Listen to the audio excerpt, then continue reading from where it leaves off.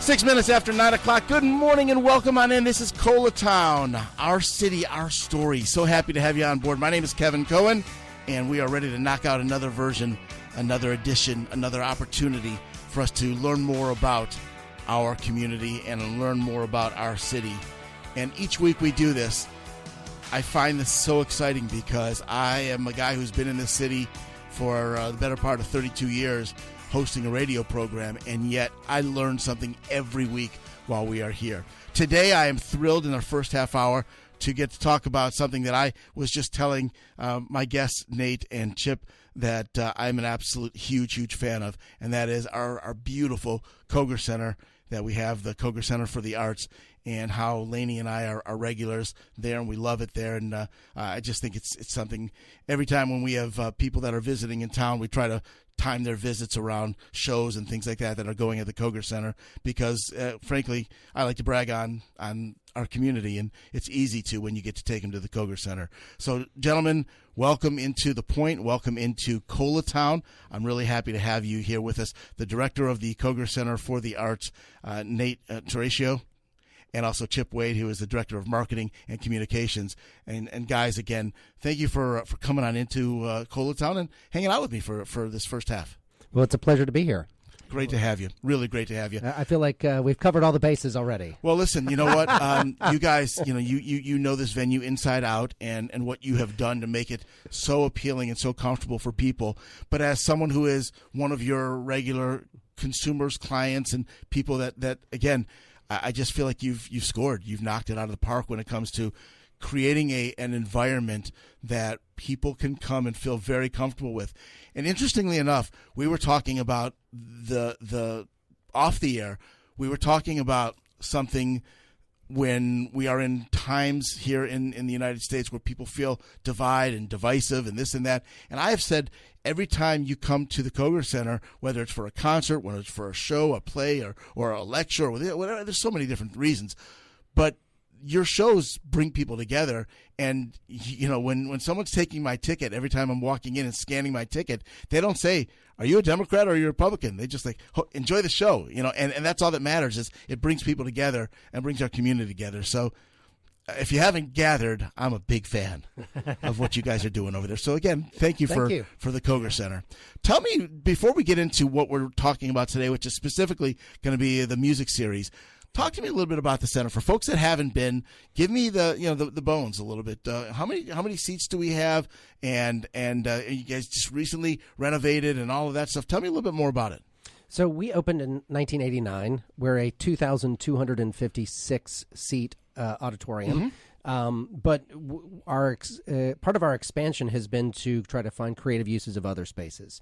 For example, we're loading in Wicked today. Right. So that means today, tomorrow, the building is sort of inaccessible to the public because we're loading this huge show in. Shows start on Wednesday. But often when that happens, what we have are other events going on. So we have classes from the School of Music happening. We will sometimes have a art gallery opening. In fact, this evening, the Richland 1 elementary school students are receiving their visual art awards in the lobby. That's awesome. Right? So our goal is to try to be open and welcoming to the public, even when the stage is, closed for a very good reason. Sure. So, pushing towards trying to have, events every day of the week, every night of the year. And part of that is just an opportunity to give the community a home. So, for example, as I said, the art awards tonight is like a lovely community event. Sure. We might have, as you said, a lecture. Just last week we had a conversation with, they were recording a podcast and doing a conversation with Frank Beamer. Mm-hmm. Not the kind of thing you would necessarily think, Koger Center, Coach Beamer, right? Sure. We also host dance recitals and graduations and things. So we try to be a major part of the community. But then, obviously, we have these really important local arts organizations that we provide a home to. So that's the South Carolina Ballet, the South Carolina Philharmonic, the Columbia Classical Ballet, Auntie Karen Foundation. A lot of these local organizations need a space like ours. And then we get lucky in that we get these huge tours that come through. So you had mentioned you're a Broadway fan. Yeah. And that's been the thing that I've noticed, that you guys, have really been able to now bring in a lot with the Broadway shows and things like that. We didn't used to get those in Columbia. We put a lot of effort into upgrading things in the facility to allow us to get That's them. what I was going to ask about, because obviously there are certain things that you need to be able to do when it comes to sets and set design and being able to adapt to the necessary shows that are pretty large shows and large productions. And excuse the wicked pun, but pay no attention to the man behind the curtain. But I wanted you to kind of pull the curtain back a little bit. Absolutely. How much has that been in terms of adapting so that you can get these shows? That seems like that's been something you really had to do behind the scenes. Absolutely. Often what happens with big renovations on a building is like our most recent renovation was putting in new seats. Seats, right. Yeah. Right. So the building was 35 years old. We put in new seats. They were the original seats. Right. I think that was a huge upgrade that not only the audience enjoys, but also the performers on stage enjoy, because the seats were getting quite noisy. They were. Right? They were.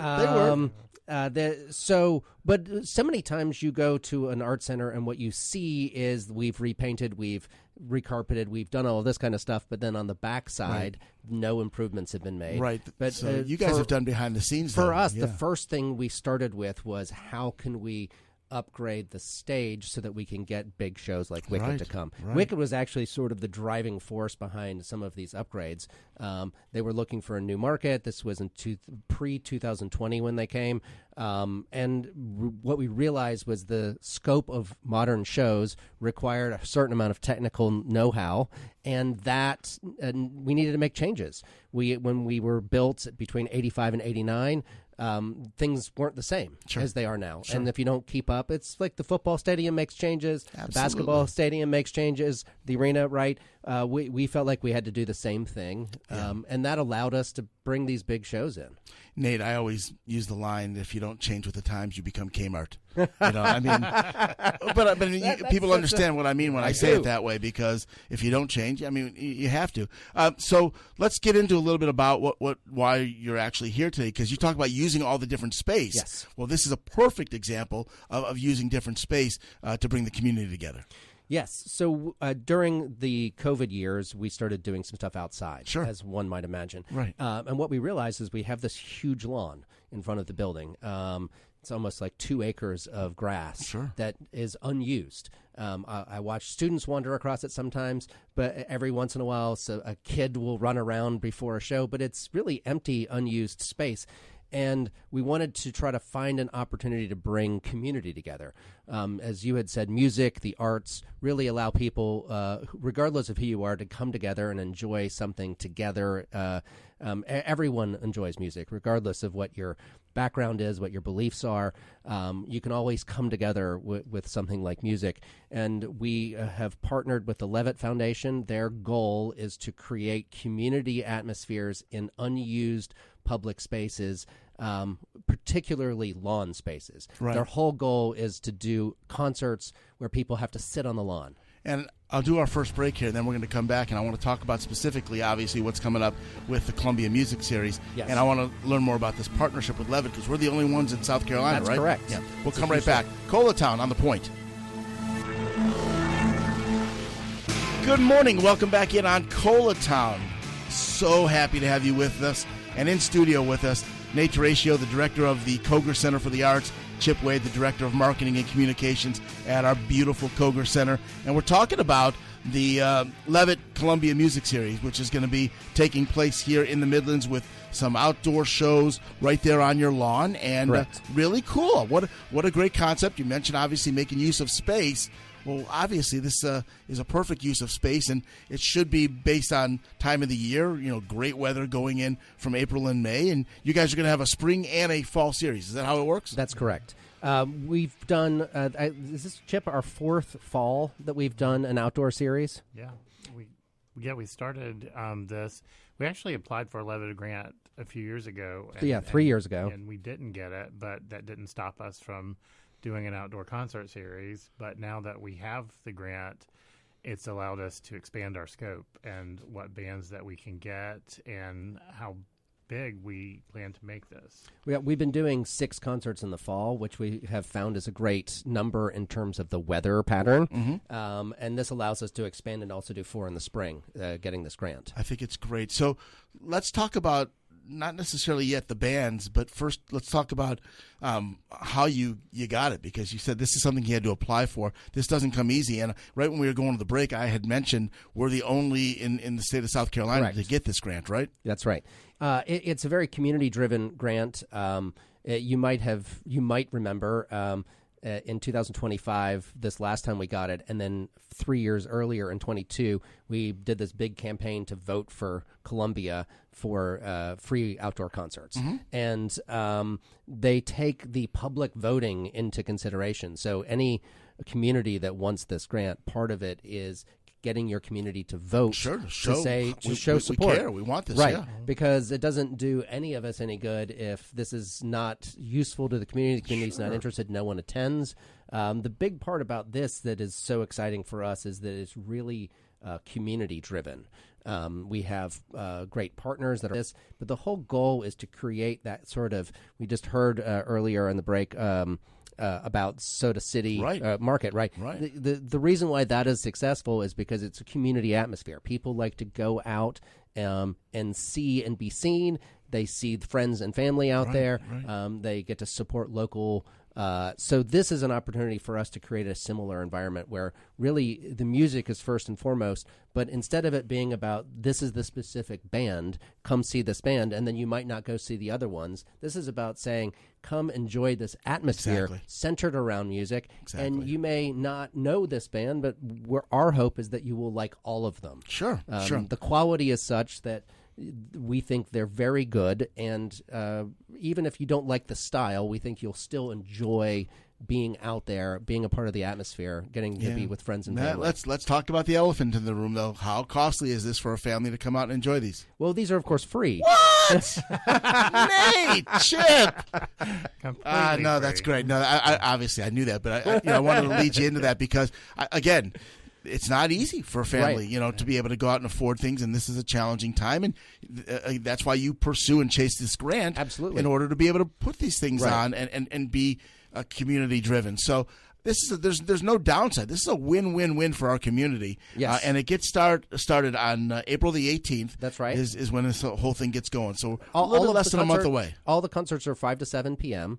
We encourage people to bring a blanket, chairs, picnics. If you want to bring your own food and drink, that's fantastic. So the idea here is that this is a no-cost situation. Sure. If you want to come out and support your local food truck that's there, fantastic. If you want to bring your own food, fantastic. It's just about the community coming together. It's been fun watching the roving groups of children, take over the lawn. At one point in time, I think we had 12 or 16 children out there. I don't know that they knew each other beforehand, but you know how kids instantly make that connection. And have that innocence. So, that is the goal, is for the adults to do the same thing, right? You sit down, and then you start talking to the people next to you. Suddenly, you make new friends. And even if you only see them 10 times at these 10 concerts, hopefully you'll become friends across other activities as well. People bring their pets out with them. Sure, it's a great. I was going to ask you if it's pet friendly. Yes, so it is. So you can bring your pets, you can bring your kids. Yep. And obviously you can bring your food and that kind of stuff too. Or you can shop on site. Whatever works for you. Right. Now, one thing I think is important to mention that, and I like this because people will understand the common sense of this in a moment, and that is the spring shows are Saturdays. Yes. You can't do that in the fall, obviously, because of football. Correct. So those are Thursday shows. We've shifted to Thursdays. Right. We obviously don't want to compete with what's happening over at Finley Park. Right. So, there's the Finley Park Friday evening concerts, which is a huge win for the city of Columbia. So we're sort of giving you an opportunity to come out on Thursday nights. You can go out there on Friday nights. Obviously, there's things to do on Saturday in the fall. But yes, we've shifted to Thursdays in the fall because of the football schedule. Yeah, I love that. And again, I take great exception to the people that I ever hear around the Midlands area that say, there's just nothing to do. I take great exception to that. I'm like, oh, yeah, well, listen to the show called Colatown, and every single week I've got something that you didn't even know about that now you know about, that there's another thing you can do. But this series, let's go through it for a moment because, again, it starts April the 18th. That's right. And tell us a little bit about who's coming to perform. So we're kicking things off with a duo, River Shook duo, but the first band to play will be our very own local Soda City Brass Band opening for us. On the 25th, an artist called Sunny War, and we've got a local opener in Death Ray Robin. Desiree is a local artist who's played in this series before with us. We've got a local sort of hard rocking band, 5 Ohm, playing on. That's Chip's favorite, right? That's right. Chip's a bit of a headbanger. And then we're also joining them. We're doing a part of that concert is a tribute to Kiss. So we've got sort of a local conglomerate of musicians. They call themselves the Rock and Roll Mothers and Fathers. They're playing a Kiss tribute set. It's going to be so much fun. Right? And then on May 9th, it's a band, Carolyn Wonderland. And the opener is, again, a local artist, Philip Thomas.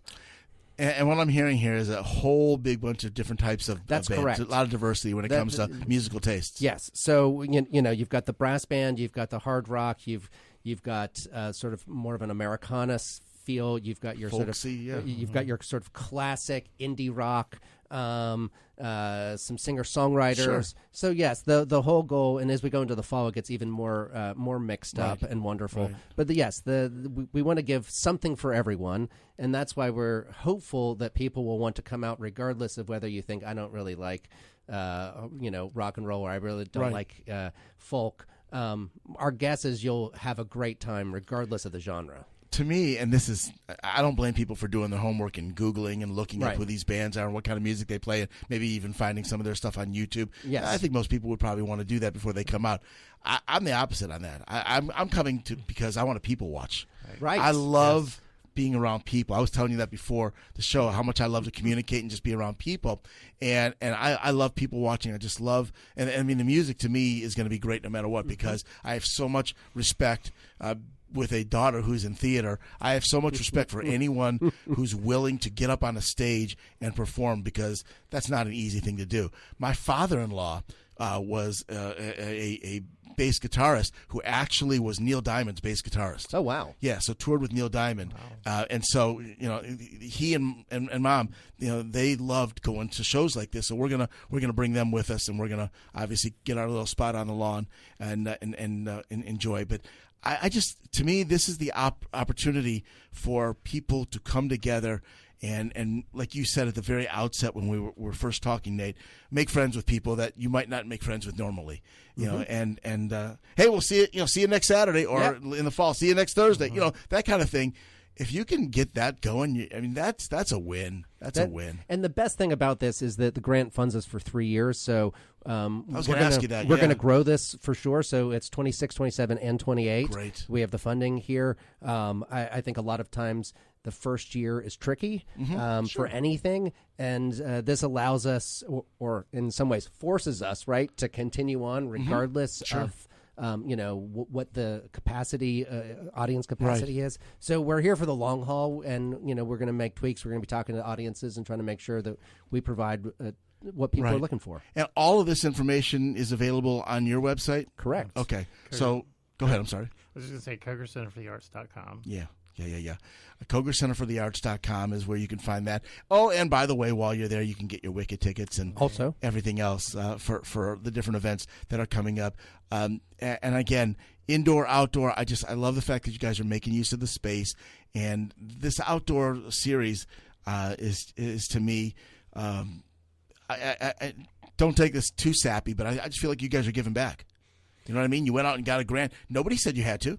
Right. Nobody said you had to do this. Nobody said you had to use your outdoor lawn. This is a community thing. You guys are giving back to the community and so that's why I'm glad we got you here on the morning here on Colatown, and that's why we're promoting it and why we're going to keep promoting it. I'll keep talking about this all the way up until we get to April and just reminding folks, because I keep a calendar of all the different things that we're doing and all the things to throw back in the face of others who say there's nothing to do. And I'm like, well, do you like music? Okay, well, guess what? On Friday night you can go over to Finley Park. On Saturday night you can go over to the Koger Center, and guess what? You're not going to pay for these things. These are community events. So I congratulate you guys. I really do. I feel like there's something to be said for chasing these grants and doing things that you don't have to do, but you're doing because it's community driven. Well, thank you very much. Yeah, no, again, this is not something where you're lining your pockets. This is about bringing people together, and hopefully we get a chance to introduce more and younger people to the Koger Center, because that's obviously something,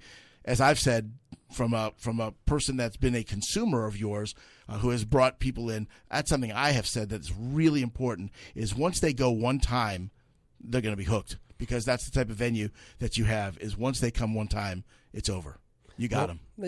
That is part of our goal with this, is to just introduce people to who we are, where we are, what we have going on through music. I'm proud of what you guys are doing. I'm honored to have you guys on the program. I appreciate it very much. Thanks to the folks at Levitt for the teamwork and for the partnership. But congratulations. Thank you. Thanks for having us. Website one more time for us? KogerCenterfortheArts.com. KogerCenterfortheArts.com. That's how you find out about all the shows, get the schedule, everything you need to know.